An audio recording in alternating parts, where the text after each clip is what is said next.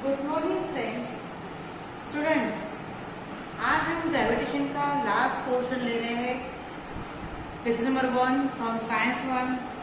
उसमें हम पढ़ रहे हैं, कल मैंने आपको शायद बताया था, variation in value of G. G यानी ग्रेविटी। ग्रेविटी में चेंज कब आता है? जब there is change along the surface of the earth. जब अर्थ के सरफेस पे चेंज आएगा, अर्थ हम बोलते राउंड है, राउंड नहीं है, ओवल है। तो ये यहाँ पे इक्वेटर एंड पोल, वहां पे उसका क्या होगा? उसका सरफेस चेंज होगा। तो सरफेस चेंज होगा तो उसके जब सरफेस चेंज होगा तो वैल्यू ऑफ जी में भी आएगा वेरिएशन। जी यानी ग्रेविटी। नंबर 2 हमने पढ़े थे चेंज विथ हाइट। अगर हाइट जैसे से ऊपर जाएगी, है ना, वैसे वैसे जी के वैल्यू में भी चेंजेस आएगा। बुक में पेज नंबर 6-7 पे लिखा हुआ है, वो आप पढ़ लेना। एंड नंबर 3 पॉइंट है चेंज विथ डेप्थ। हम जैसे से नीचे जाएंगे वैसे भी वैल्यू में चेंज आएगा, वेरिएशन के। Deep in the ocean, deep में जाएंगे अर्थ के, तो वैल्यू ऑफ जी चेंज होगी। अब हमको पढ़ना है mass and weight. What is mean by mass and what is mean by weight. अब हमें तो उसका मास है, उसमें वेट है, तो व्हाट इज मास? मास और वेट, हम कहते हैं कई बार कि मास और वेट सेम होता है ना। वेट है तो मास इस टाइप का। मास क्या है? Mass and weight. Mass is the amount of matter present in the object. Amount of matter, कितना पदार्थ उसमें है। The amount of matter present in the object is known as mass. कितना मैटर उसमें present है, that is known as mass. दूसरा हम पढ़ेंगे weight. The amount of matter present in the object is known as mass. SI unit में, standard unit में हम इसको केजी, किलोग्राम में क्या करते हैं? यूनिट है उसका। The unit of mass is kilogram. Is a scalar quantity. The value of is same everywhere. Mass की वैल्यू हर जगह एक जैसी रहती है। Its value does not change even when we go to another planet. Mass की value change नहीं होती। जैसे हमने अभी कहा था, there is variation in the value of G, है ना। ये 3 फैक्टर में variation of value of G आती है। वैसी वैल्यू ऑफ मास ये कभी भी चेंज नहीं होती। हम अर्थ में हैं, अर्थ से हम दूसरे प्लैनेट पे चले जाएंगे, सैटर्न में जाएंगे, जुपिटर में जाएंगे, तो भी मास में चेंज आएगा नहीं। According to Newton's first law of motion, it is measure of the inertia of an object. Higher the mass, higher the inertia. Measure of क्या है ये? Inertia. अगर मास ज्यादा रहेगा तो इनर्शिया भी ज्यादा रहेगा। ये 9th क्लास में हमने पढ़े थे, है ना। Then wait. वेट क्या होता है? The amount of matter present in an object is known as mass. The amount of matter present in an object is known as mass. It is a scalar quantity. Its unit is kilogram. Fill in the blanks के लिए आता है, the unit of mass is blank, kilogram. It is a scalar quantity. Mass is a blank quantity, scalar quantity. ऐसे questions आते हैं।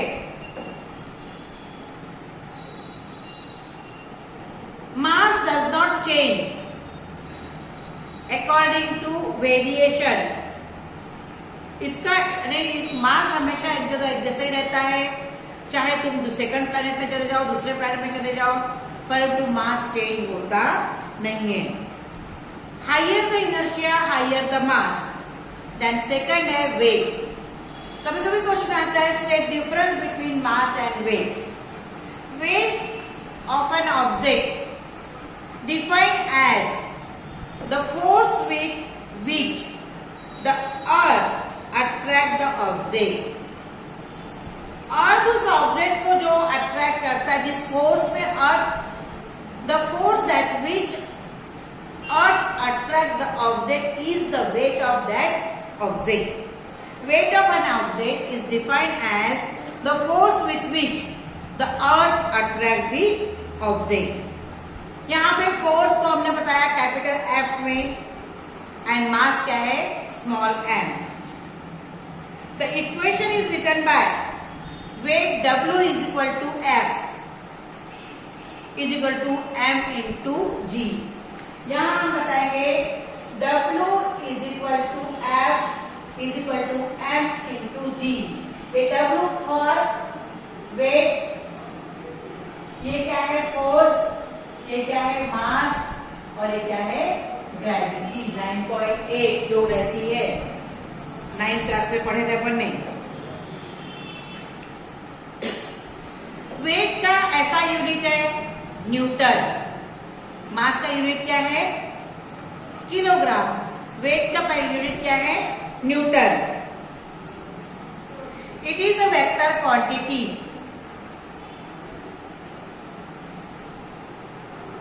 It is and its direction towards the earth. Value of G is not same everywhere. The weight of an object change from place to place, though its mass is constant everywhere. अब हमने क्या पढ़े, weight की definition. Weight place to place change होता है, mass उसका constant रहता है. Weight is a vector quantity. हम अभी इसके डिफाइन में पढ़ेंगे. मैंने क्या बोलते हैं इसको, differentiate between weight and mass. अब यहाँ पे है पहला पॉइंट, हम उसका क्या बताएंगे, डेफिनेशन. हम पहले पॉइंट में क्या बताएंगे, उसकी definition.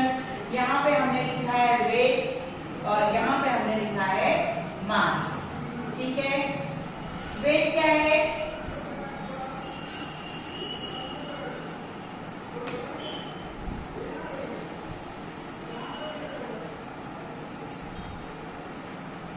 the force, the weight of an object. The force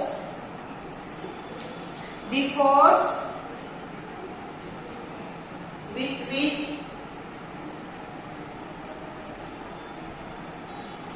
the earth attracts the object.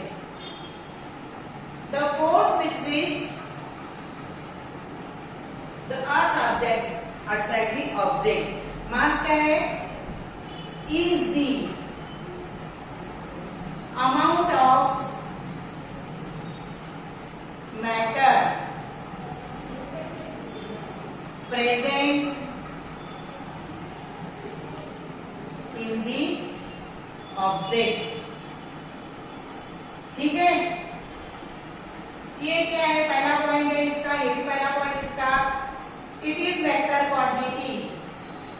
It is vector quantity, जिसपे डायरेक्शन भी होता है और मैग्नीट्यूड भी होता है, वो वेक्टर है. इसमें ओनली डायरेक्शन होता है. It is scalar quantity. हो गया दो इसके. तीसरा है इसका ऐसा unit, that is Newton.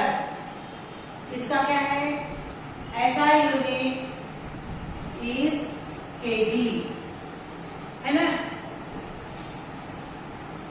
Wait can change place to place.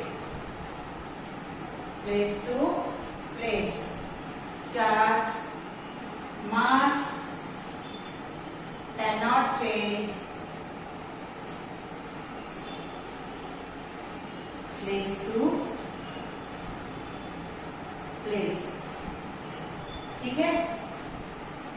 ये डेफिनेशन है, ये इसका डिफरेंस है, हमको एग्जाम में पूछा जाता है। अब लास्ट टॉपिक है इसका free fall. What is mean by free fall, जो मैंने अभी लिखा दिया है ब्लैक बोर्ड पर, आप अपना देख के लिखना। फ्री फॉल क्या है? फ्री फॉल का मैं पढ़ रही हूँ page number 11। Take a small stone, hold it in your hand.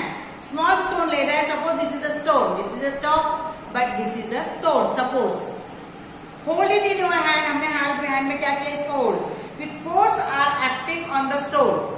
अब हमने इसको हाथ में पकड़ के रखा है, कौन सा फोर्स एक्ट होगा? Now release the stone, release कर देना, फेंक दिया। व्हाट डू यू ऑब्जर्व, क्या देखेंगे? वो दूर जाके गिरेगा। What are the force acting on the stone after you releasing? हमारे हाथ में कौन सा फोर्स है? हमने इसको फेंक दिया है, वो दूर जाके गिरा है, तो कौन सा फोर्स एक्ट हुआ? अब free fall, what is mean by free fall, उसके लिए एग्जांपल दिया था, मैं आगे पढ़ती हूँ। We know that the force of gravity due to earth act on each and every object. हमको मालूम है कि ग्रेविटेशनल फोर्स प्रकृति में पाए जाने वाले सभी ऑब्जेक्ट पर, सभी वस्तुओं पर पड़ता है। When we were holding the stone in our hand, the stone was experiencing this force. जब हमने इसको हाथ में रखा है, फिर भी उसमें वही ग्रेविटेशनल फोर्स आ रहा है, बट इट वॉज बैलेंस। वो बैलेंस फोर्स है, हमारे हाथ में तो कैसा है? बैलेंस है। That we were applying on it opposite direction, क्योंकि वो कैसा आ रहा है, हमारे हाथ में है, और ये नीचे से उस पर फोर्स आ रहा है, यहाँ वो बैलेंस के रूप में है। As a result, the stone remained at rest. ये बुक, जैसे ये बुक है, ये सॉरी देखो ये डस्टर है, डस्टर यहाँ पे रखा हुआ है। अब इस पर मैंने कहा, क्या कहा कि इस प्रकृति में, कि यूनिवर्स में पाए जाने वाले हर ऑब्जेक्ट पर ग्रेविटेशनल फोर्स एक्सर्ट होता है। अब इस डस्टर में भी ग्रेविटेशनल फोर्स एक्सर्ट हो रहा है, मेरे हैंड में भी एक्सर्ट हो रहा है। कहाँ से हो रहा है? डाउनवर्ड्स, है ना। अब अगर मैंने इसको फेंक दिया, ये दूर जाके गिरेगा, पर गिरेगा जरूर। क्यों गिरेगा? Due to gravitational force of earth. As a result it remains, हाथ में है तो वो रेस्ट पोजिशन में। Once we release the stone from our hand, the only force that act on it is the gravity force of the earth and stone falls down under a influence. हमने पहला अपने हाथ में रखा है, फेंक दिया, वो जाके गिर गया। क्यों गिरा? Due to the gravitational force of the earth. Whenever an object moves under the influence of the force of gravity alone, it is said to be falling freely. जब हमने ये फेंका है, वो दूर जाके गिरा, तब उसमें ओनली एंड ओनली, बस ही बस, कौन सा फोर्स अटैक होता है? Gravitational force. जब अकेला ग्रेविटेशनल फोर्स किसी ऑब्जेक्ट पर एक्सर्ट होता है, दैट इज, हम उसको बोलते हैं इट फॉलिंग फ्रीली। जैसे कि वो एप्पल नीचे गिरा ना, तो वो फॉलिंग फ्रीली है, क्योंकि उसमें कौन सा फोर्स एक्ट हो रहा है? Only gravitational force. Thus the released stone is in free fall. In free fall, the initial velocity of the object is 0. Free fall में जो इनिशियल वेलोसिटी होती है 0, और बाद में क्या होती है? And goes on increasing due to the acceleration due to gravity, और धीरे धीरे वो बढ़ते जाती है ग्रेविटी के कारण। During the free fall, the frictional force due to air oppose the motion of the object and in a buoyant force also act on an object. True free fall is possible only in vacuum. Vacuum में, space में ही ये free fall दिखाई देता है। For free falling object, the velocity of reaching the earth and the time taken for the can be calculated by using Newton's equation of motion. अब यहाँ हमारा लेसन कंप्लीट होता है। आप अभी डिफाइन करोगे, क्वेश्चंस लिखोगे, जो मैं यहाँ पे दे रही हूँ, उस क्वेश्चन को अपनी कॉपी में नोट डाउन करोगे। कॉपी में नोट डाउन करना है आपको, तो मैं यहाँ आपको क्वेश्चन दे रही हूँ इस लेसन के, और किताब के पीछे भी जितनी एक्सरसाइज है वो भी आपको कंप्लीट करनी है। पर ये जो एक्स्ट्रा क्वेश्चन में इसके पहले भी केपलर्स लॉ वगैरह दिया था, न्यूटन का यूनिवर्सल लॉ, वैसे आज दे रही हूं मैं define number 1 mass, number 2 weight. Second question है state difference between mass and weight. हो गया। और नंबर 3 है define the term free fall. ये तीनों क्वेश्चन आपको बनाने हैं और इसके बाद और साथ में लेसन के पीछे जो एक्सरसाइज है वो भी आपको कंप्लीट करनी है। सॉरी, मैं आपको स्टेप वाइज कल पढ़ा दूंगी, परंतु आप एक्सरसाइज कंप्लीट करिए। Thank you.